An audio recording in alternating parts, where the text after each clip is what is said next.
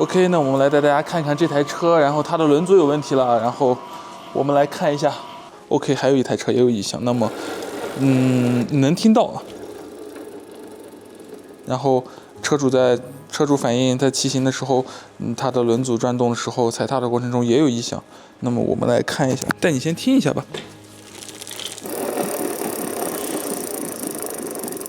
你能听到声音吗？OK， 来带大家看一下这个 F1的轮组，虽然说是一个老轮组，在我们日常保养中，然后像这样的老轮组其实都是蛮有意思的。正好来带大家看一看。照理来说，这个轮子已经用了10年了，然后它的花鼓轴承已经缺油了。很多朋友都会说，那么像这种轴承是不是直接应该更换？轴承嘛，磨损了就更换，磨损就更换就可以了。但是呢，其实对于有些轮组来说，比如说一些经典的轮组，然后保留原厂轴承其实也蛮重要的。为什么要这样做呢？一会儿我拆开给你看一看，你就明白了。给你们听一下，实际上它这个轴承已经有点松散了，感觉上有点松散，因为你花鼓塔基拿到手里，你这么摇，你能听到一点，轴承感觉是滚珠的声音，能听到吗？然后这是它的塔基，3个千斤片，然后内部的油脂其实感觉还行，然后原厂的白色油脂都还在。然后这颗轴承，然后感觉是有点松散了，但是我们不会去更换它，为什么呢？一会儿打开给你看一下，你就明白了。就是你看上去它实际上已经有点像是锈蚀了一样的，但实际上呢，它都是完好的。它只要清洗、上油保养，然后它的滚珠、轴碗都是非常耐用的，而且基本上没有什么磨损，只是看起来有点锈蚀，重新换油清洗就可以了。这些锈蚀呢，就是经过长时间的使用，然后包括雨水呀、清洗，然后造成的。OK， 然后带你们看一下，所以呢，这个花鼓里面，它实际上油脂还是有的，只不过时间长、成年累月，它的油脂有点乳化，稍微有点干。然后我给你打开看一下，因为它已经干了，所以呢，它已经润滑不到轴承了。所以呢，像这种轴承，我们就要把它清洗干净，然后加油，重新安装到塔基里面。OK， 那么这2颗轴承现在已经清洗完全烘干了，然后我们来看看它现在的样子。这2颗轴承呢，现在已经清洗烘干了，然后是不是很漂亮？满珠轴承。然后我们现在只需要给这2颗轴承重新加油安装就好了。会有很多朋友会说，那么2颗轴承而已，你直接更换不就可以了？何必要把它拆开清洗去做维修呢？实际上轴承会有很多种情况，如果说它锈了，转动有颗粒感，那么肯定是要更换的。但是它转动顺畅，包括一些高端轮组的一些原厂轴承，经过成年累月的一些骑行之后，你打开去检查它，会发现它只是油脂耗干，或者说你转动很顺滑，但是会稍微有点声音或者摩擦的感觉。那么这时候我们就要判断它是否是真的缺油还是有磨损。如果只是缺油了，那我们打开它的密封盖，发现里面油脂是干净的，但只是缺油，那我们只需要补油就可以了。如果说打开密封盖里面发黑，那就说明它的密封有问题。你只是单纯的加油，可能长时间使用之后它还是会变质或者说磨损。还有一种情况就是这种长年累月的使用的轮组，然后做工很扎实的轴承的，这种情况呢，我们就要把它的轴承拆解出来清洗干净。往往呢，这种轴承也更耐用。很多朋友都说你可以换一个新的轴承进去，但实际上市面上你去找这样完美的，或者说像这样原厂能保证这么高耐用性的轴承，市面上真的不是很好找。而且呢，像这2颗轴承的型号呢是714、9786，市面上真的不太好找，而且它是满珠轴承。给大家看一下，就是理论上就是说它分担垂直载荷的效率会更高，转动会更顺滑，而且会非常非常的耐用。我们很多软尾车的转点轴承都会使用这种满珠轴承，然后它会有更高的载荷，更抗冲击，更耐用。就 OK， 那么这个轮子呢就保养好了，我带大家听听它的声音吧。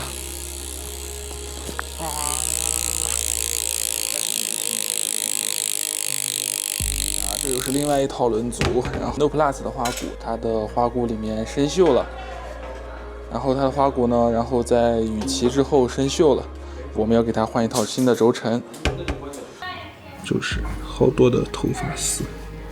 那么这个轮组的前花鼓呢，肯定就是轴承有问题了，转起来的时候你能听到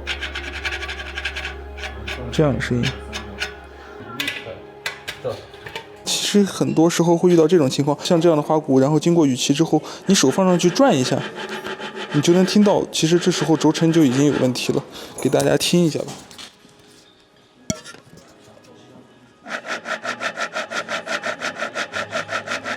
OK， 你能听到吗？经过了雨琦拆开之后，发现塔基的内部，包括中轴的主轴轴承上都有很多的水珠，然后很多的轴承都出现了锈蚀，就是这套花鼓拆开后的样子了。然后它的轴承里面已经有点锈蚀了，你能听到声音吗？然后这边这一侧，然后塔基的这一侧轴承锈蚀的会更厉害一点。骑行的时候所产生的异响就来自于这里。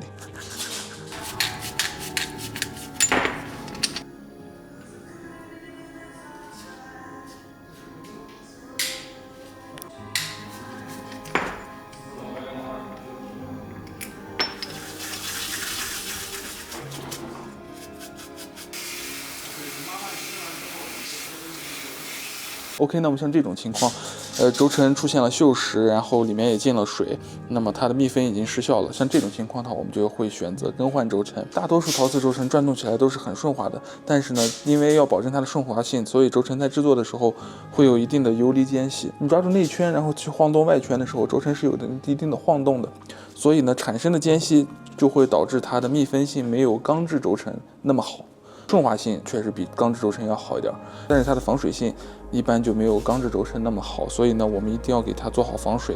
像轴承安装的最后一道工序呢，就是一定要给它打上防水油脂，做好密封，这样的话它的寿命就可以更耐久、更好用。OK， 那么轴承现在已经成这个情况了，我们就没必要再去保养了，直接更换就可以了。哗啦啦，哗啦啦的。你吃糖吗？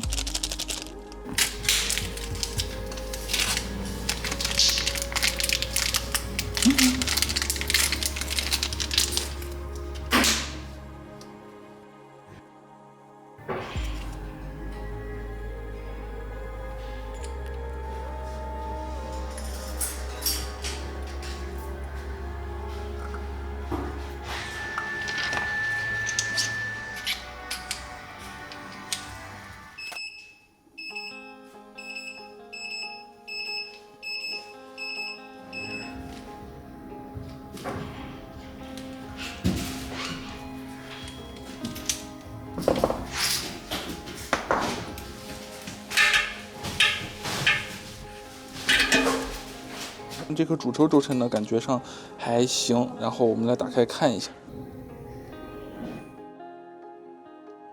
你甚至还能看到是有点水，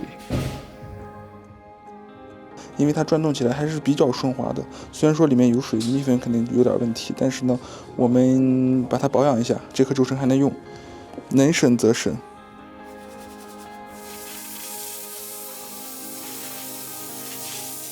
因为钢制轴承比较便宜，然后其实每一次磨损了直接更换成本也不高，但是像这种陶瓷轴承呢，我们还是先去看一下，因为它的成本还是有点高的，因为单颗基本上像 Enduro 的这个的话，均价都在200多元了，然后所以呢，大家如果说需要更换的话，先可以仔细检查一下，确实需要更换了再去更换它，这样的话你的成本会相对会低一点。当然了，客人如果说你无所谓，你直接换，你就磨损就换就可以了，那我们就直接更换。OK， 那么这就是轴承的一些问题了。简单说吧，就是说，如果说你打开一颗轴承，转起来它有锈蚀还有颗粒感的，直接更换。如果说转起来很顺滑，但是打开盖子之后发现里面缺油，那就直接补油。还有呢，就是你如果转起来很顺滑，然后开盖还里面也有油，那就说明这个轴承使用时间不长，不需要更换，也不需要加油，直接装回去，然后在表面涂抹防水油脂就可以了。还有一种情况呢，就是轴承转起来很顺滑，也没有颗粒感，那么这时候你打开盖子之后发现里面的油脂已经变质了，然后油脂发黑，那就说明它的密封已经有问题了。你可以把它清洗再加油，但是长时间使用之后它还是会坏，还是会进水，然后密封失效。OK， 那么这就是这颗陶瓷轴承清洁干净之后的样子了。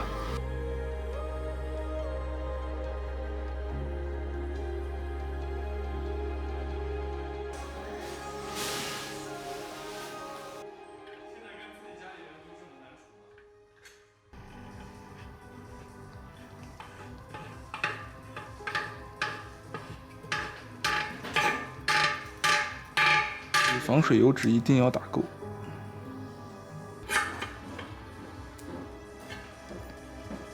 一点多余的油脂溢出，然后它擦掉。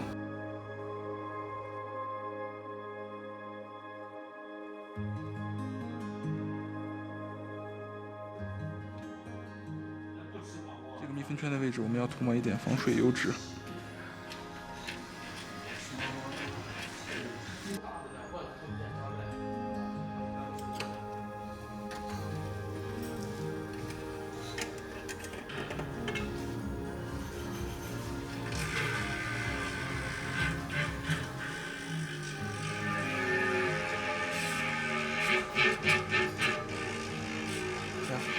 爆炸了。OK， 那我们再来看这台 XTC770的，原装轮组，也是个很老的轮子了。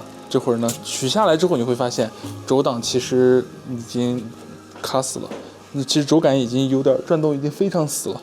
打开看一下，带你听一下它的声音，能听到吗？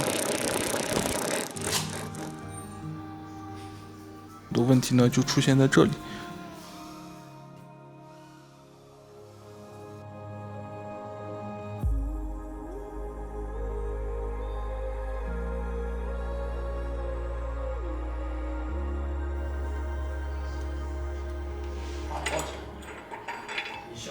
OK， 那我们把它的塔基取下来了。那么这个是比较传统的老式结构的塔基了，3000晶片，有3个机轮片，然后内部整体都有点锈蚀了，我们需要把它清洁干净，重新上油，再安装，调整好间距就好了。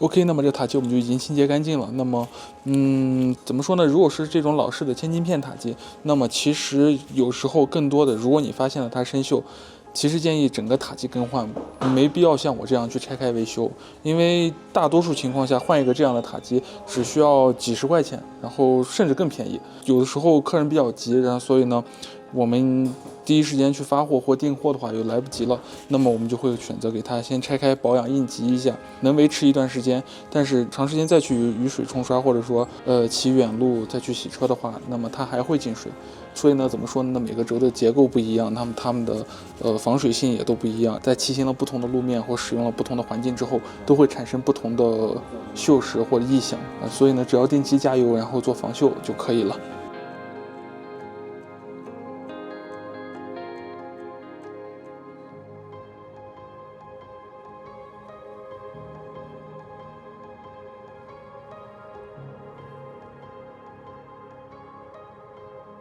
OK， 那么把塔基保养完之后呢，这个轮子的问题就解决了。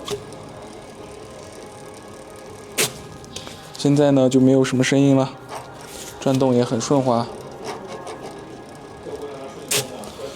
还是不够。